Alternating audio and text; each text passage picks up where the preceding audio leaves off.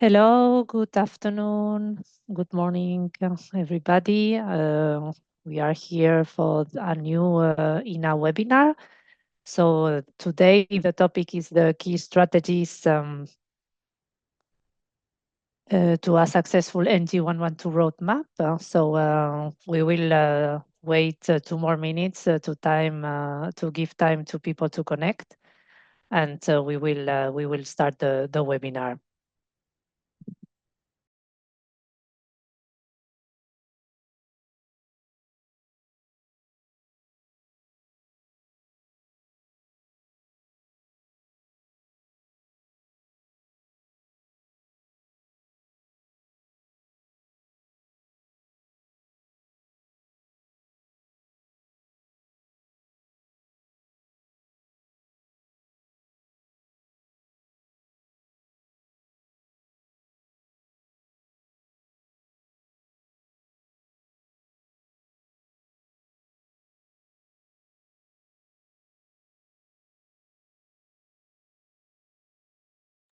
Okay, I think it's time to start with the webinar. We have already many people connected. Welcome everybody.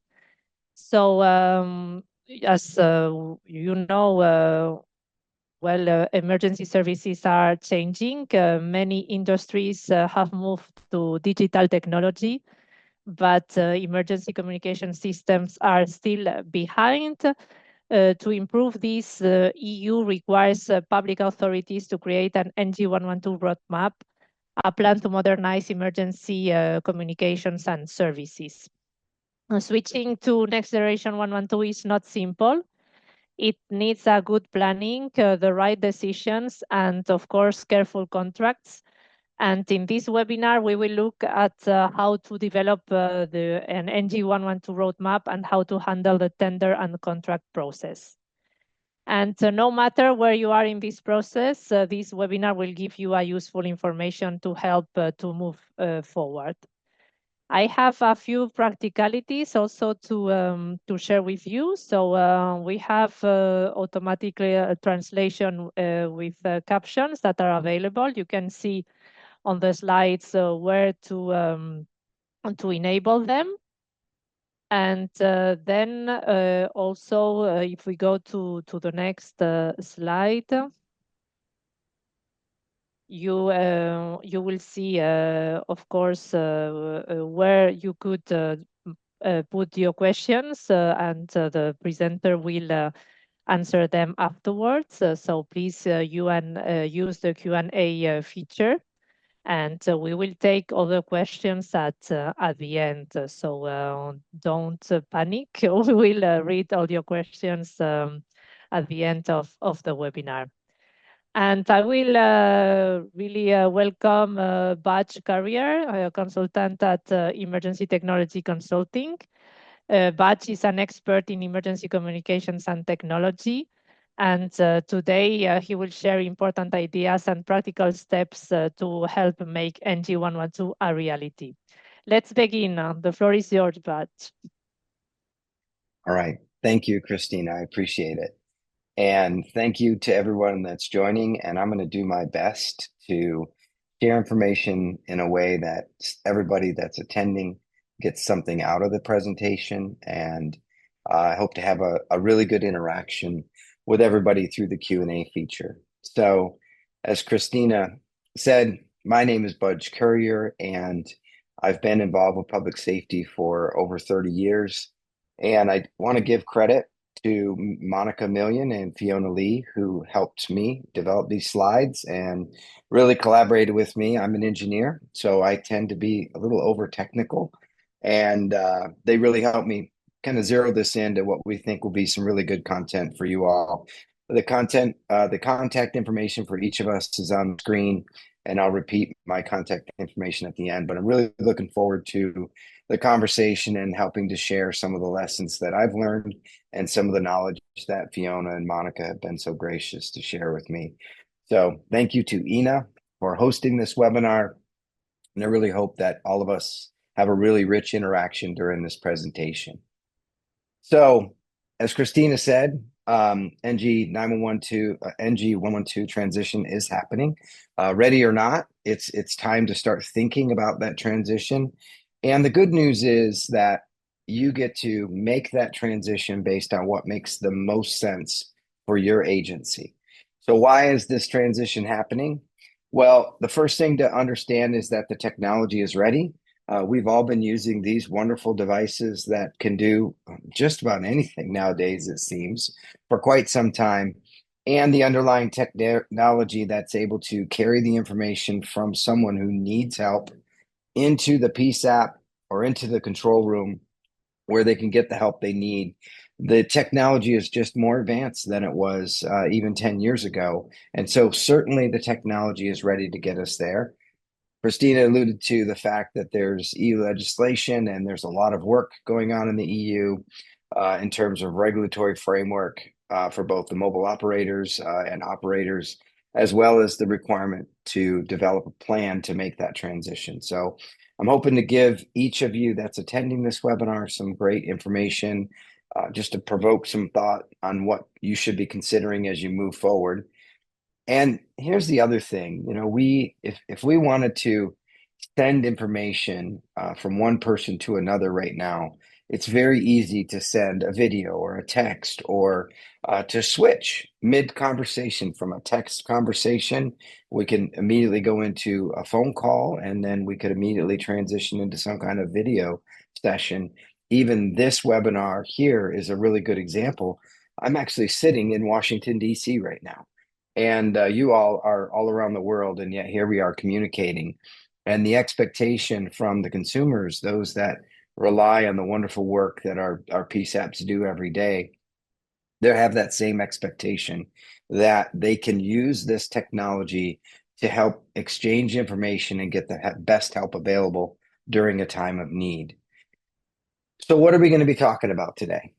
We've got a pretty full agenda. I'm going to do my best to manage the time and really move us through this conversation. But I first want to make sure that everybody understands we know that your road to NG 112 is unique. However, there are some common activities that all of us should be thinking about and considering as we look at that roadmap. We're going to talk about some starting points, next steps, how collaboration and planning fit into this process. And ultimately, after you get through that planning and collaboration, you're going to need a tender. You're going to need to select a vendor partner. You'll need a contract in place. And those are some pretty critical steps. We're going to hit on those. And we'll finish up with really providing some hope and encouragement because help is available. You're not on your own, and success is absolutely possible. So let's start with perceptions. Some of us, myself included, when I began this journey in California, building out the 911 system for the state, I thought that the road to 911, and in this case for you all, the road to 112, was going to be this straight sort of linear progression down a path or a road. And so I've got a picture here on the screen of the Appian Way, which is the longest contiguous straight section of road in Europe, according to Google, and it spans about 62 kilometers. So if you're imagining that your NG 112 journey is going to just be a nice, easy meander down this nice straight path, that might not actually reflect reality. Your journey might look more like this. A lot of zigs and zags and turns and switchbacks as you head in one direction and realize, based on circumstances, that you might need to change a little bit and be flexible and just navigate this journey with knowing where the destination is at.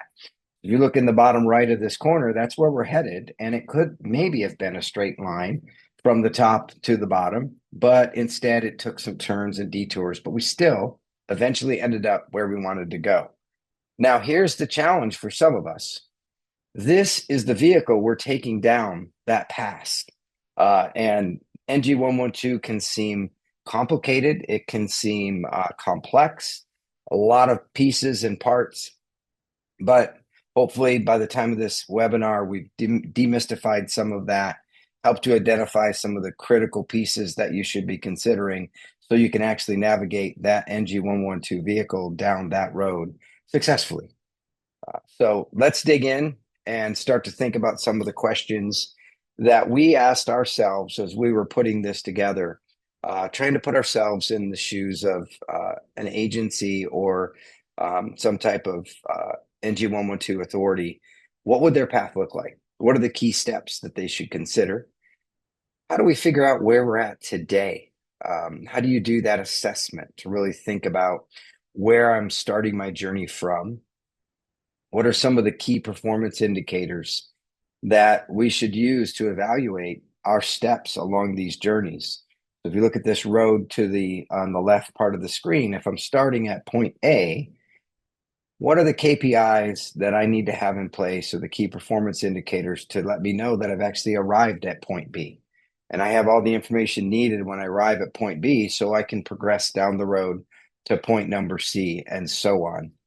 And then once you find this roadmap, how do you structure your statement of work, your RFP, your request for proposal, or your tender? Because that's what you're going to use to select the contract with the vendor partner that's going to come with you on this journey and move you from point A to point B to point C. So that's what we're going to cover today. Those are kind of some of the questions we hope to answer. And I encourage you in the Q&A to start to think about the questions that come to mind as we go through these next few slides. So first, I thought it might be helpful to understand what we're talking about here. What is NG112? How does it work? What are the key components of it? Why is it so important? I've got a list of acronyms up in the upper right-hand corner of the screen, and unfortunately, there's just a lot of acronyms as we have this discussion. So if we think about a 112 call from any type of device, whether it's a voice over IP device, a mobile device, or a fixed device, it's going to be handled by a mobile operator or an operator. In the US, we call those originating service providers. And they're going to provide the location of where that 112 is coming from. They do that through a device called the location information server. And there are some challenges in how to retrieve that information, that location information, and how to deliver it into the system. But once it has the location, it's going to push it into the next gen 911 system. Now, these systems are handling information that is confidential and has privacy related considerations. So we want our networks to be secure. We want them to be have a level of security that matches the data that is being used, that they're being used to transmit. So the first interaction we have between anything external and internal is called a border control function, and that is going to provide some security. It's going to level set information coming into this system so we can ensure it's secure. Obviously, there's a border control function on each side as these two networks come together. We're going to then go to this piece of equipment called an emergency services routing proxy. This is the intelligence that's determining where should this call go next. At this point, we've got audio, we have location, but we don't know what that location means in terms of where the call should go. So we reach back out to the location information server, bring the accurate location back in, and then we send the call up to the ECRF. The ECRF is the emergency call routing function. And so what that's doing is it's ensuring that the geometry associated with each of the 112 PSAPs is compared with the location that comes in. So you can think of it kind of like this is the area of responsibility of a particular 112 center, and the call plots here. So it's going to be directed to go to that center.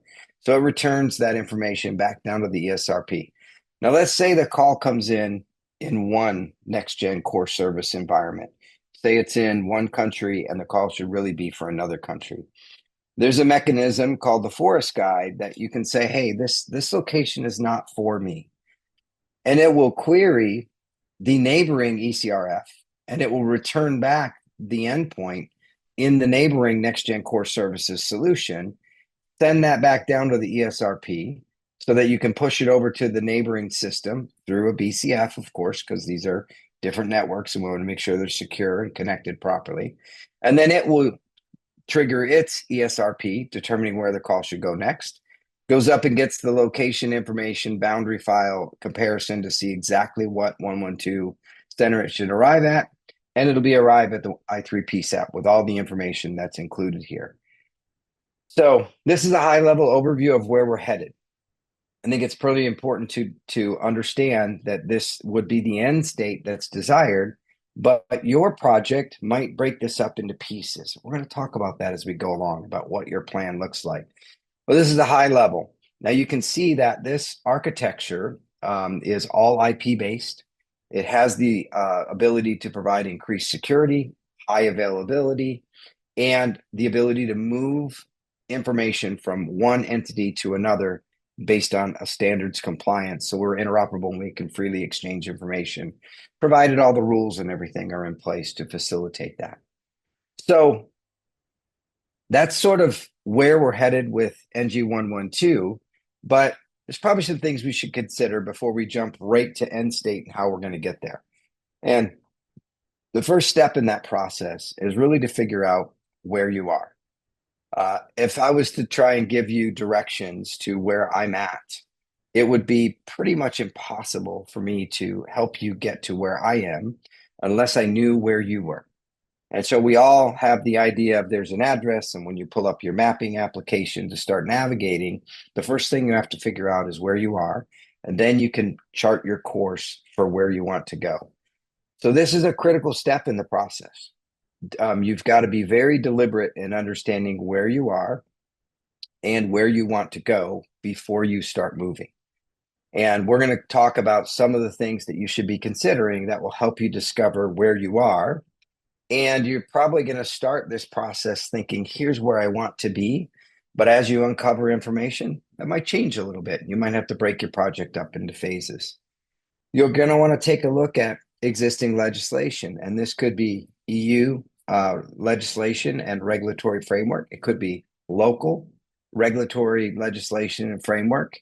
And make sure you understand what the rules are and how you navigate this path. And you might need to take some time to figure out how you're going to update the rules because they might be antiquated and might be limiting. And you'll have to think about some of these cross-border issues. So I drew on that diagram that Next Gen Core Service 1 was talking to Next Gen Core Service 2. They could be different countries. And as that information moves from one entity to another, you might have to think about how they've implemented their system, what standards and conformity and interoperability core services they have in place, how you're going to interact with that neighboring country, how you're going to share data in that environment. What are the data security requirements as you move information from one PSAP to another, or one country to another, or one agency to another?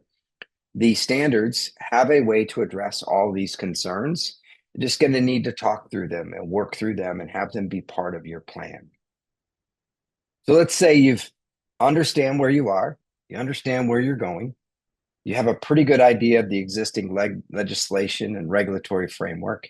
You've identified some of these cross-border issues with neighboring PSAPs, and you're ready to move on to the next step. So we came up with this graphic that has a pretty good overview of. All right, so I see there's some questions coming in the chat, which is fine. This gives it a pretty good overview here of some of the things that you should consider. So on the left-hand side of this chart, you see that this is your internal discussions that you're going to have based on that previous slide that I had. Then you're going to go out and gather some data, and you're going to come up with, here's where I am, here's where I want to be, and you're probably going to have to tweak a little bit and update your end state. Here's what our final desired result is. Once you figure out that end state, there are some activities that you need to start going through in terms of roadmap planning and activities that you need to start putting in place. And we've broken these up into 4 categories. The first is your NG112 GIS assessment. You should have been able to pick up from the call flow diagram that these calls are routed geospatially. They rely on an address or a lat long that is compared to a geometry to identify the service boundaries of all the PSAPs that could possibly provide services in your jurisdiction. And then based on the geometry of where the call is and where those boundaries are, it routes the call to the right place. So you've got to do an assessment of where you are from a GIS perspective. There's some assessment activities you have to do at the PSAP, understanding some technology that's there in these details. I'm going to go through this in quite a bit of detail in the next couple of slides. The ESINet or ESINet is the Emergency Services IP network. This is the interconnection or the information superhighway that is securely connecting all of these pieces together. And so you're going to want to understand what connectivity is available. How can I connect these together? How do we make sure that system A is talking to system B?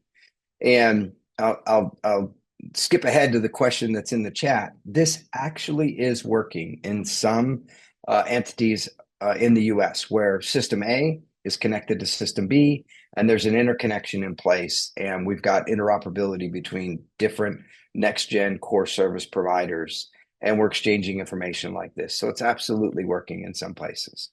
And finally, obviously, budget constraints are real for all of us. This takes money, it takes resources, and you've got to do an assessment of where the gaps are there so that you can arrive at your final end state. Once you're at this point in the process, you can then begin to think about developing your tender. But let's dig in a little bit more to some of the information on this screen. So keep in mind that accurate data is going to yield the best outcome. You can really spend a lot of energy moving in the wrong direction if your data is not accurate. And the other thing, too, to consider is that if you start to rush toward a solution without understanding the problem, you're probably not going to solve the original problem that you thought you were going to solve. You might have a really great solution, but it doesn't really map to the exact problem you're trying to solve. So you're going to need to get an internal alignment on vision and data collection. And just agree on the desired end state.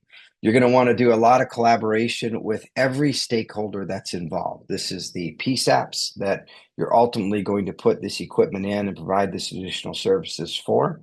This is those managing entities that are providing the overall structure for the process. It's the vendor partner you're going to choose to help you build the solution out. And it's the operators that are going to be sending calls into this environment. And you're going to need to work with each of those. Based on that agreed upon end state, you're going to complete this thorough assessment of existing systems, including all of the things that are on this slide here. The GIS framework, I really emphasize that that's an important part of the process. There might be some specific PSAP and technology and operational needs. I visited a few PSAPs in the EU while I was over there, and I was really impressed with the technology and capabilities that they had in each center. And you don't want to degrade any of their capabilities. You're there to enhance them and make sure that what technology you provide matches to what the services that they have, the operational needs that they have in that PSAP. The ESINet, you can think of this as IP connections that are connecting everything together. You want to make sure those are resilient and reliable. You're going to want to bring in different forms of connectivity. Sometimes you'll hear the phrase the last mile. This is the connection actually into the PSAP. You'll want to bring in multiple fiber connections. You're going to want to bring in LTE or 5G connectivity in case a backhoe or something else takes out the fiber. And there are some technologies that can blend those signals together and ensure that whatever path is up and available can be used. And all this can be done in a secure framework. And we've talked a lot about legislative and regulatory frameworks. Obviously, that's a key part of the process. You're going to keep iterating this through. You get to this point in the process, you'll figure out where you are for budget and resources, and then you can really clearly define what success looks like. And again, you may discover that I'm not going to get all the way to end state in phase one of my project. I might need to break this up into pieces. I might need to first shore up the technology in the PSAP, align it better to operational needs, Might need to go do some GIS work and figure out how I'm going to get location information into the system to do proper routing. You may then build out your network and connectivity, and then you start to bring the pieces together in a phased project. So at this point, you've got enough data gathered. You've adjusted your end state based on the feedback of and capability of each of your partners. And you're finally at the place where you're ready to select a vendor partner to build this out for you. So, probably 6 to 12 to 18 months into the process after you've gathered this data. Next, you're ready to do your tender evaluation and actually select a vendor partner. If you've got a really good procurement process in place, you might be able to get through your tender evaluation process in about 6 months, but it's probably going to take 12 months or more for this process to happen.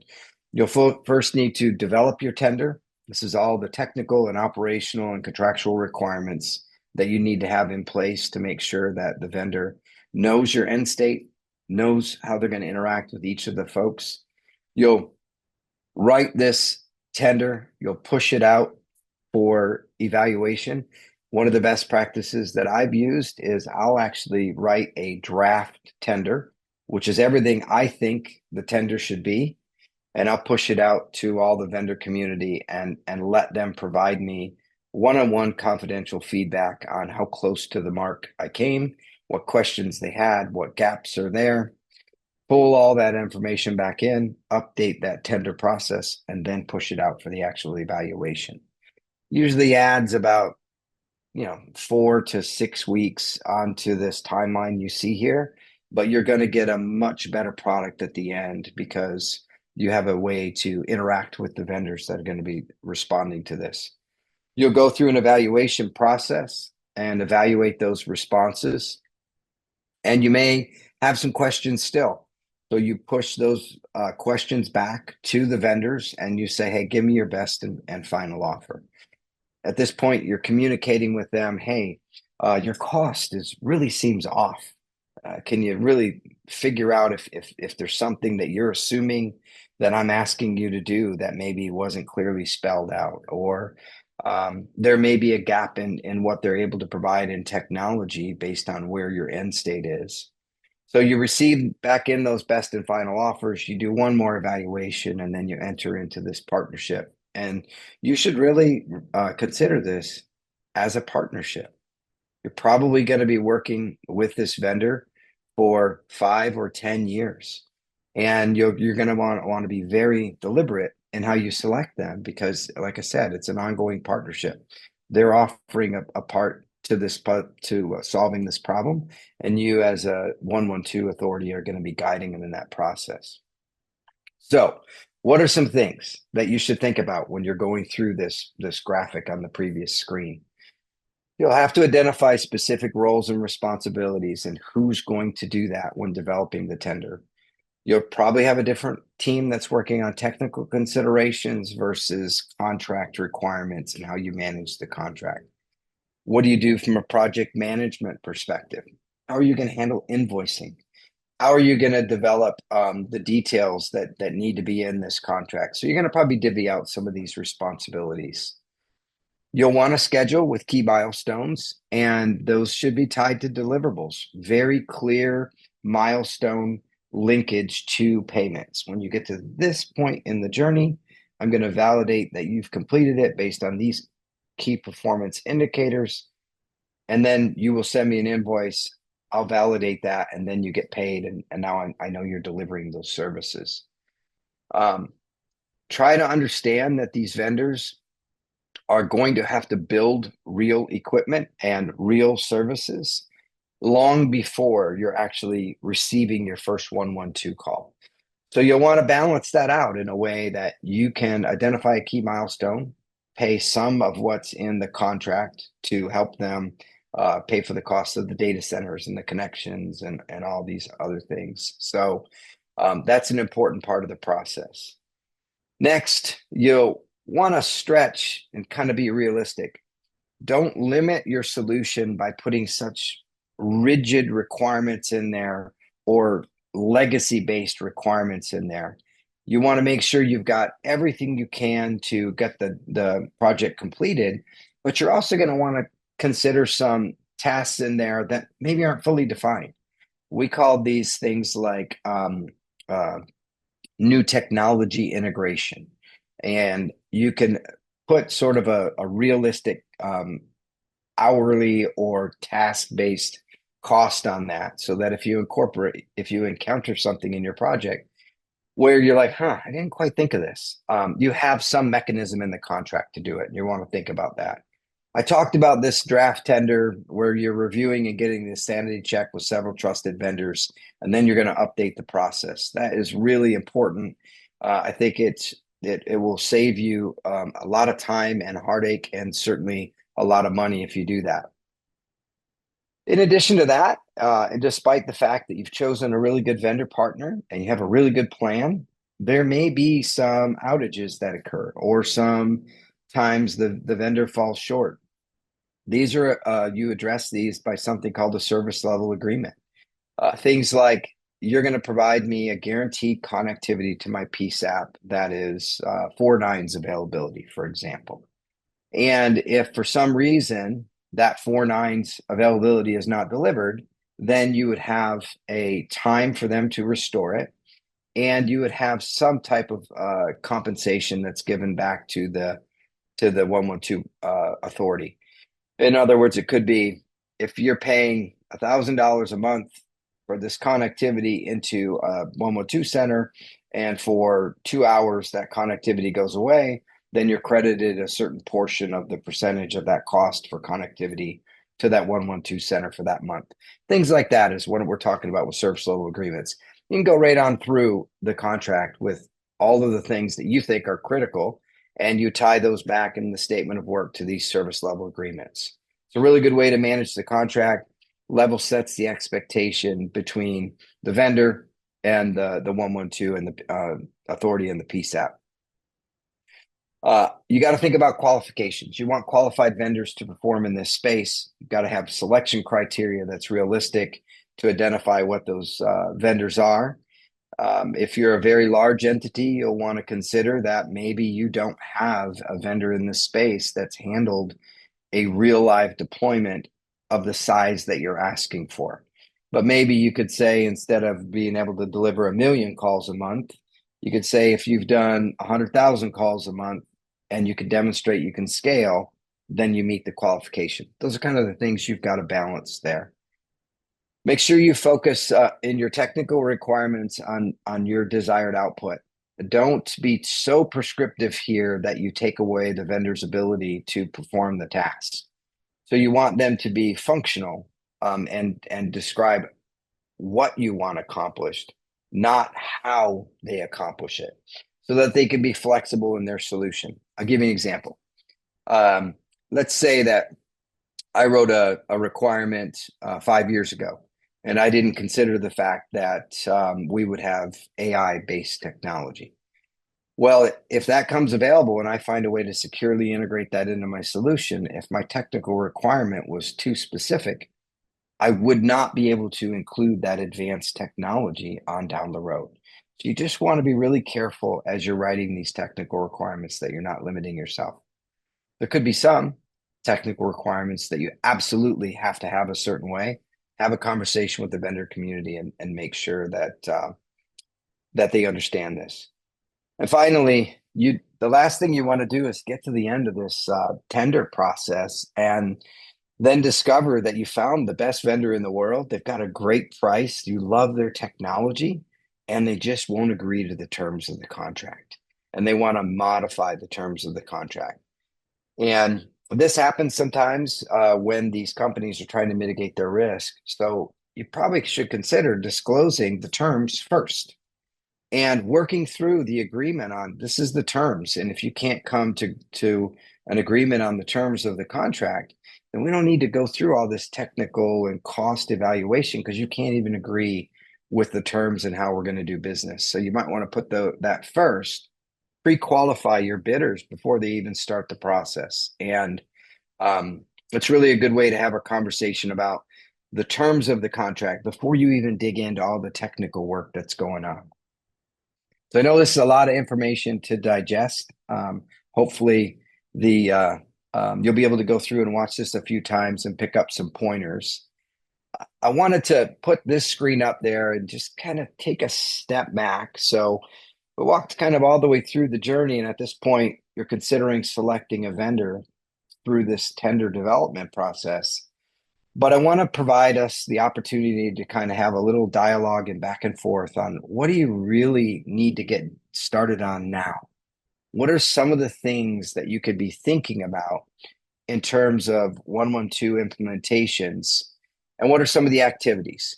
So again, we've broke these up into kind of four big buckets, PSAP activities, ESINet activities, GIS and routing activities, and next-gen core service activities. And you see we've got a number of bullets under each. We do have a slide broke out in detail for each of these. But I really want to focus first on this piece in the middle. You're going to need to think about the mechanisms you have in place for collaborating and reaching out and getting feedback and determining what training and testing you should have in place to make sure all these activities have the data has been gathered and that you're starting to think about them. So I'm going to go to the next slide.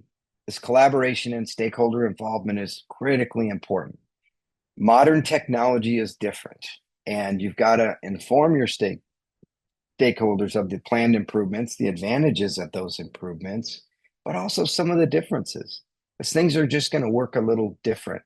And different doesn't necessarily mean worse, it just means different. Things will look different on the screen. The call might arrive and have a different interface type. The way you move calls around in this network could be different. How you share data and information could be different. Obviously, cybersecurity, data security is absolutely foundational to what you're doing, and it has to be incorporated into your system functionality. And some of those cybersecurity and data security concerns could impact operations, and you're going to want to talk through those and make sure that that has been accounted for. I know that when I attended the AI and NG112 conference in Tenerife, there was a lot of concern about data going outside of the physical equipment that's located at the PSAP. However, when you start to consider cloud-based technologies and some of these AI-based technologies, that restriction could limit your functionality. And there are ways to ensure that the data is absolutely secure and is not shared outside your entity, but it might not be physically at your 112 PSAP. And so you got to talk through that. Does that match regulatory framework? Does that match what I'm willing to do at my center, what I'm required to do at my center? You're just going to want to have these conversations and kind of talk through the process. And frequent communication is critical. You're going to want to establish regular meetings with your stakeholders, advise them on where you're going, the progress you're making on the plan. You've selected your vendor, how the vendor is going to roll out, the progress that you're making on the project. All these things require collaboration and feedback between the stakeholders and the PSAP, the 112 authority, and of course, the vendor you've selected. So the next couple of slides are really focusing in on the PSAP activities and what you should be considering. So as I have this slide up there, I've been talking a long time. I'll definitely want to get to your questions. And so I'm going to leave this up here and just for a couple of minutes and talk through it at a high level. These are some of the things we've identified that you should probably consider when you're interacting with your PSAP. So read through these, and if you think of a question or something that triggers in your mind that you want to engage on a little deeper dive, put it in the Q&A or put it in the chat, and I really want to address what that question is. But there are a number of things you should be thinking about relative to the PSAP. Obviously, the equipment that's going to answer the call, very important. The equipment you're using to dispatch resources, very important. Really focusing in for the PSAP and telling them, hey, what is your most important thing you're doing in your center or in your control room? How can we bring technology into that environment to actually help you and improve your operations and shore up some of those existing gaps? talked already a lot about data security and data sharing and figuring out how we can improve those processes through this advanced technology. You also want to think about physical limitations in the center. You're going to need a equipment room to put this equipment in. It's going to have backup power. It's going to have the ability to connect IP circuits into it.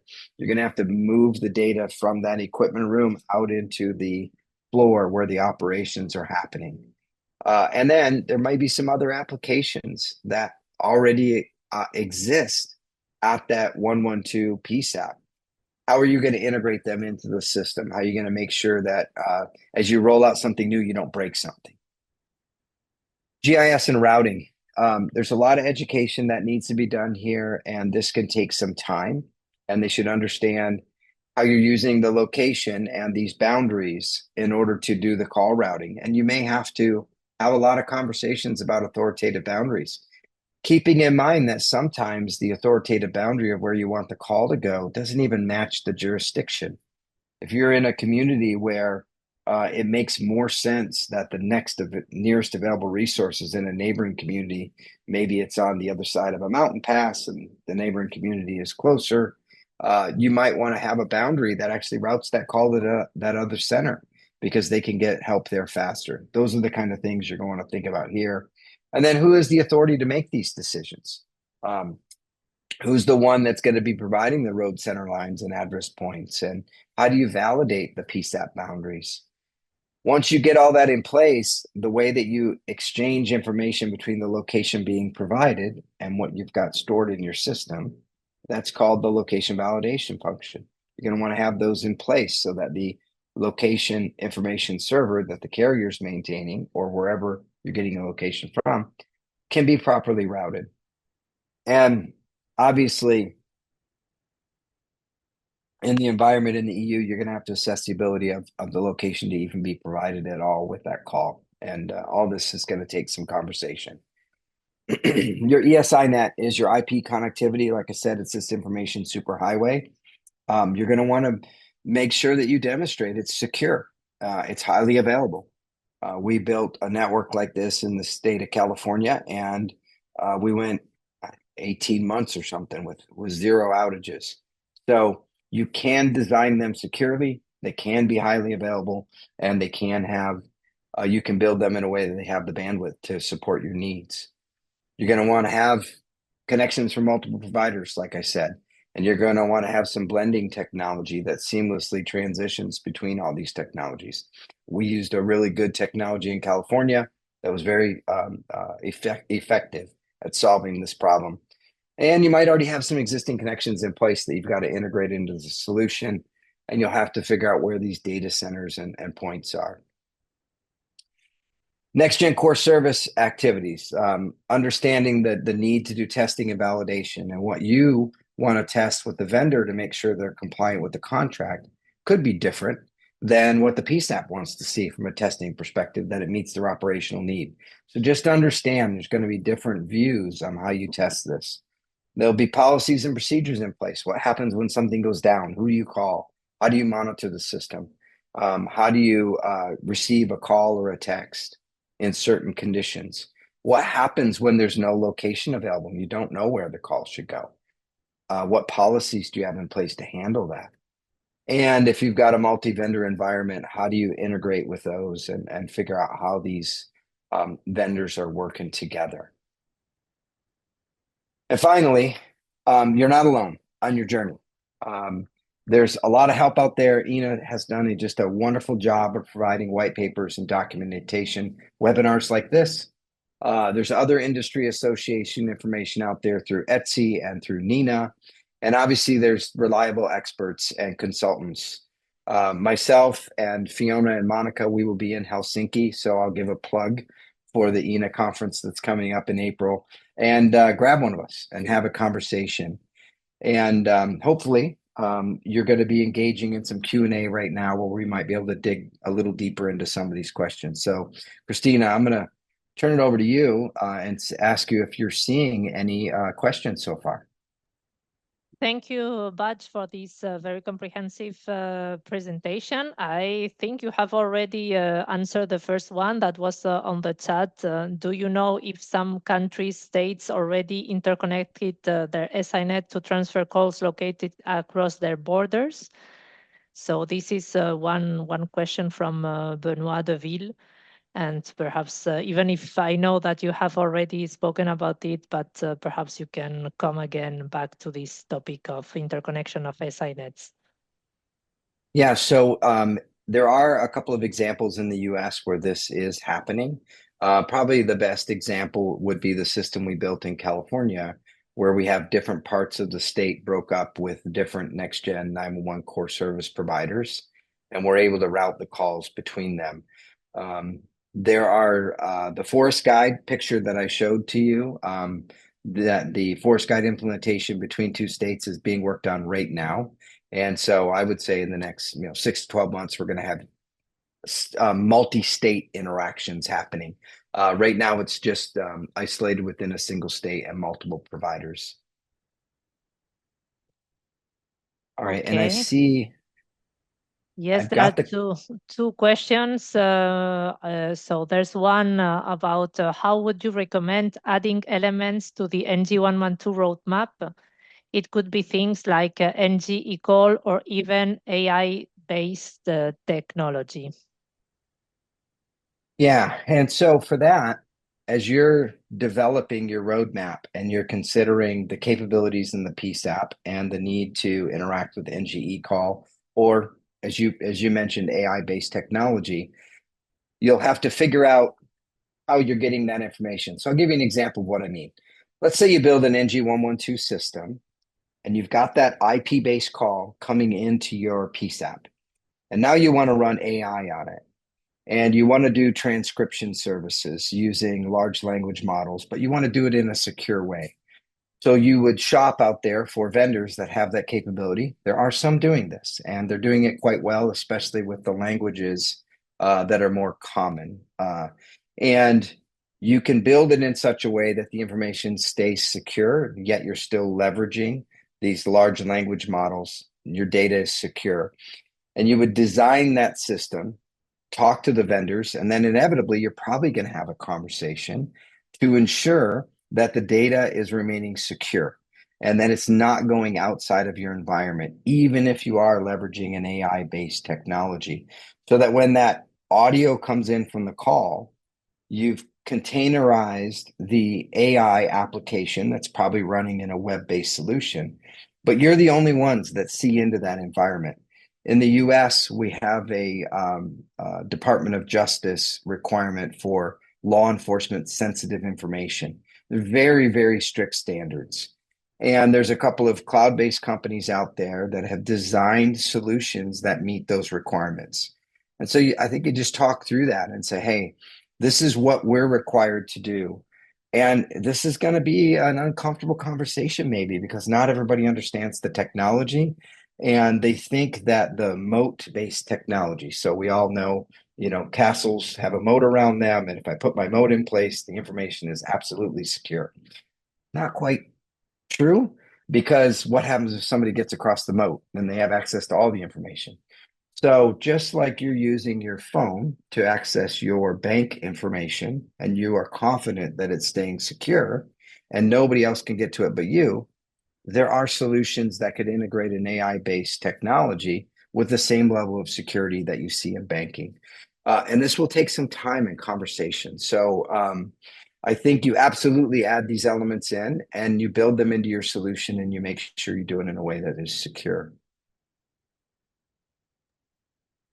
Okay, thank you. And we have this question was All right. from So the Iratze. next question here, what is my opinion on the main difference between the US NG11, NG911 and European NG112?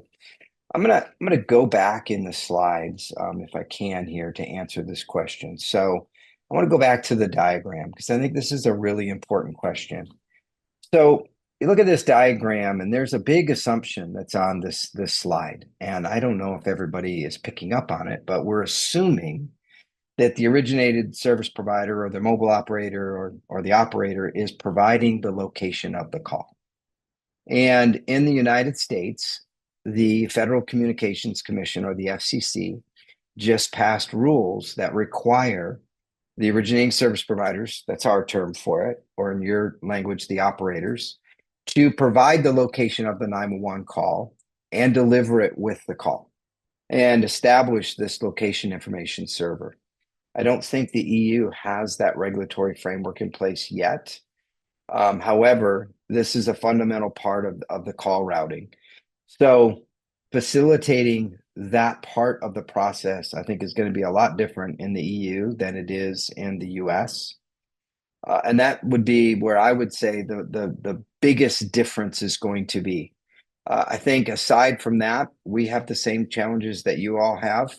The way that one state does it is completely different than the way another state does it. They're completely different entities, and you've got to work out the details of moving across those borders. And I think you guys are faced with some of those same complexities.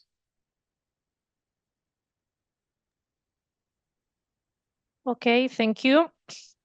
And I don't see any more questions in the chat. So I have one. So we have. So let's imagine that we are a public authority and we create this RFP to fully migrate to NT112. What kind of companies do you see inside consortia that could be making this implementation? Because we have seen many in some countries that the carriers are building the SINets, in others that there's a private company building it. So what types of consortia have you seen? Yeah, so if you're in this part of the process, Christina, and you're trying to get through this evaluation, I think again, I'm going to go right back to these planning activities because it might be a different company that's providing the call handling equipment or the interface at the PSAP. It might be somebody else that's helping you with your GIS work to make sure that you've got your boundaries in place, your address points, road center lines.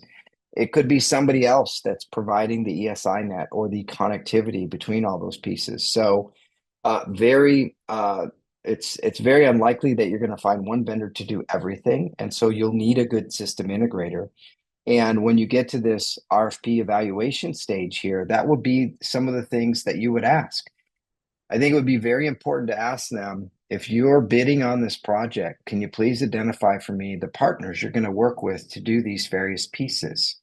And through the draft RFP process or draft tender process, you can really kind of flush that out and maybe break your project up more logically into those pieces. So that I'm going to go back to this diagram.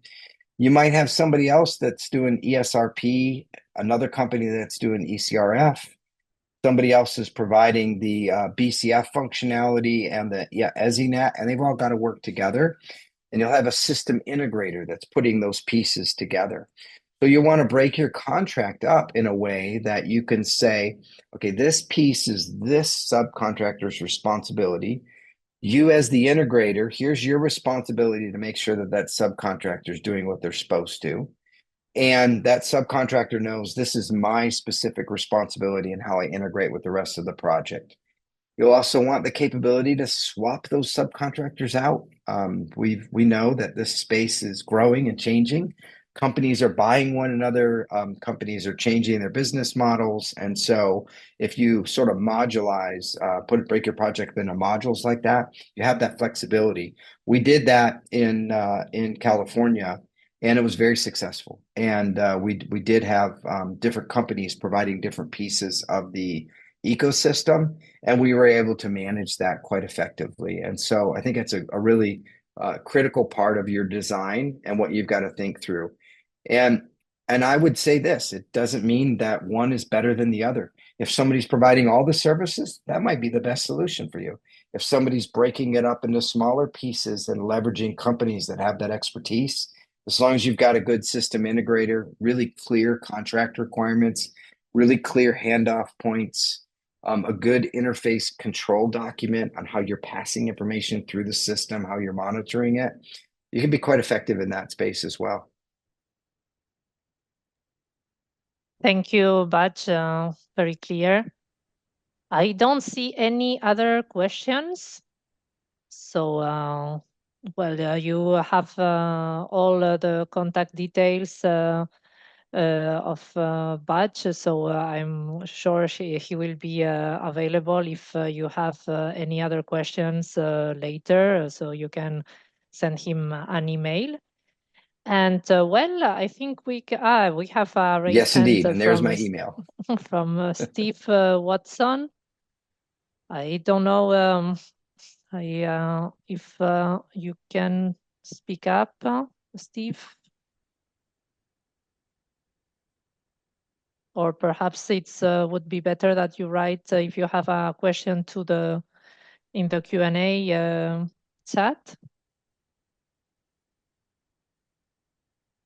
I don't know. Perhaps it was a mistake, and he didn't want to raise his hand. Okay, so you have here the email address from Batch, so don't hesitate to contact him in case you have any questions or points to make. Thank you again, Batch, for this very good presentation. And I think we can close now the webinar. Please consultate our website to see what are the next webinars that we have planned.